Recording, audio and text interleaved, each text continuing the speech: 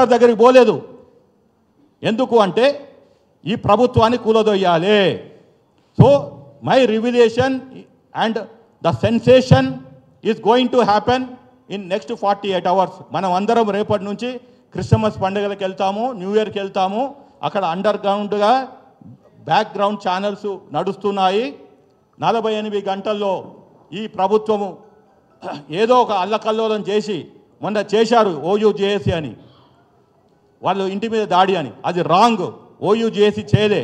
వాళ్ళే డ్రామా ఆడి ఒక law and order problem create చేసి ఈ రాష్ట్రంలో ప్రెసిడెంట్ రూల్ పెట్టాలి అనే కుట్ర. అల్లు అర్జున్ని రక్షించడం ఒకటి, తర్వాత కేటీఆర్ని రక్షించుకోవటం. ఇప్పుడు అతను కూడా కోర్టు ఆర్డర్ మీద ఉన్నాడు. 27 నాడు మేము కేసు వింటాము, 30వ తారీఖు కనుక నాట్ టు అరెస్ట్ అనే ఒక లైన్ మీద ఉన్నాడు. ఎప్పుడైతే 30వ తారీఖు వస్తుందో తీసుకుపోయి 31కో 1వ తారీఖు జైల్లో పడేస్తారని భయం. సో కేసీఆర్ అతను ఇంకొకడు.